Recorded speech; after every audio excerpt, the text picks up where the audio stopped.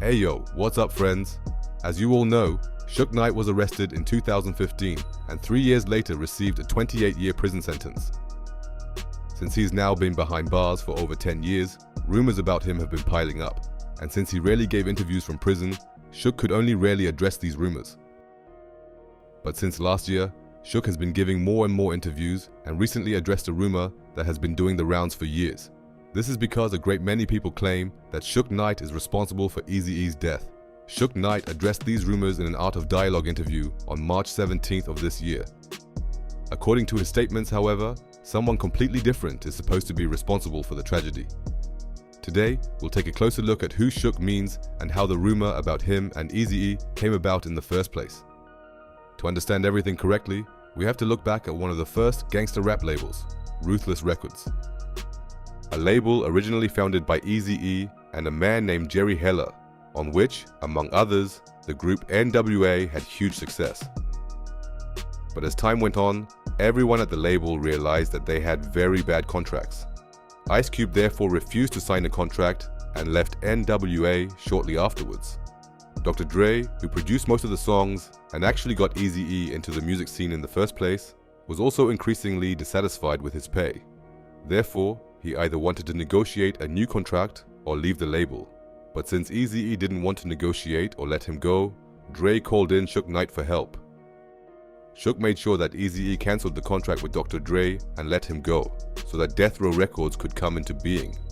To this day, many claim that SUGE forcibly coerced Eazy-E into signing, while others claim that they simply negotiated and came to an agreement. But no matter how it happened, the fact is that Eazy-E sued Dr. Dre and SUGE KNIGHT with a RICO charge until they were able to come to an agreement.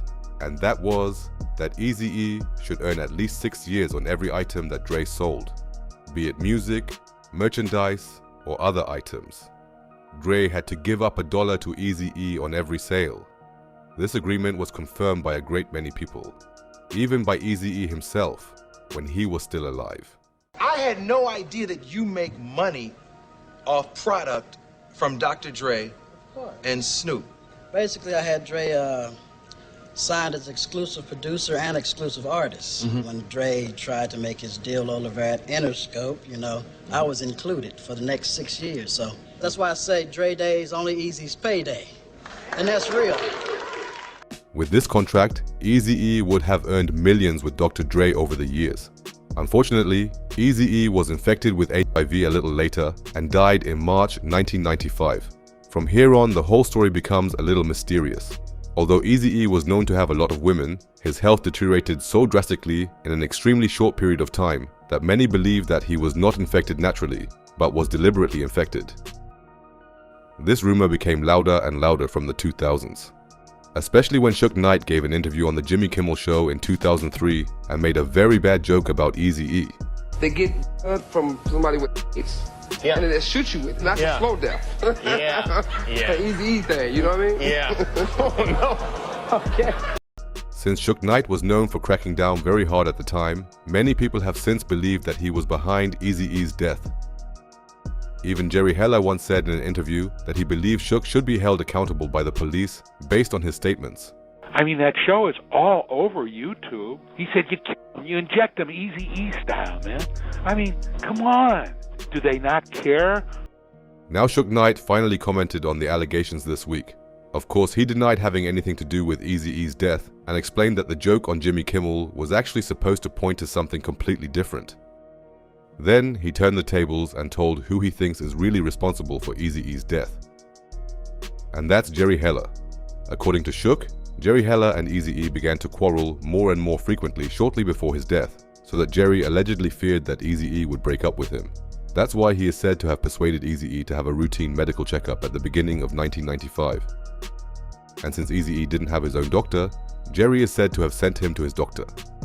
During the examination, Eazy-E is said to have received a vitamin B12 injection. And SUGE KNIGHT is firmly convinced that Eazy-E was deliberately infected there so that he would die before he could part with Jerry Heller. Next thing you know, they say Eric got these. Next thing you know, he's a motherfucker. That would explain why Eazy-E's health suddenly went into rapid decline. while none of his children or wives fell ill. But even if SUGE's statements were true, in the end, Eazy-E still fired Jerry Heller.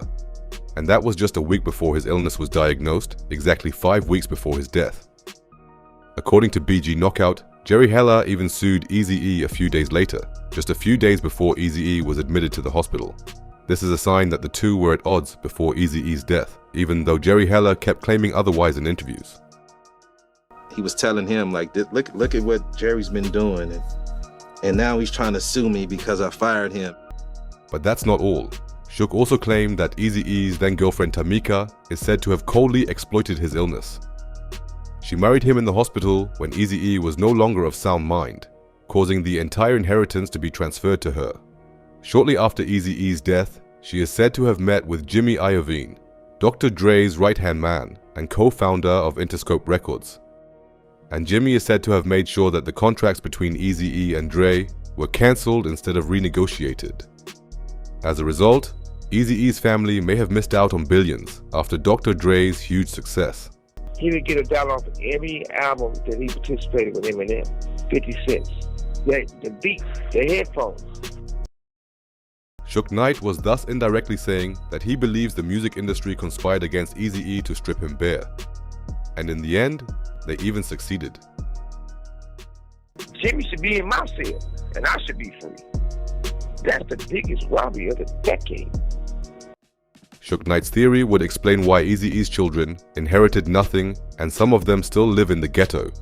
On the other hand, SUGE could also use this theory to distract from himself, because Jerry Heller died in 2016 and can no longer defend himself today. SUGE is well known for spreading misinformation, like saying that Tupac was still alive, for example. Tupac not dead. You know he's somewhere smoking a Cuban cigar on the island somewhere, you know what I mean? But in the end, as always, I'm interested in your opinion. Do you think SUGE that Jerry Heller is responsible for Eazy-E's death in order to get rich? Or do you say that everyone just wants to get clicks somehow and that Eazy-E just caught the virus from his high-flying lifestyle? Feel free to write it in the comments. Feel free to check out my other videos. Stay healthy, and I'll see you in the next video. Got it.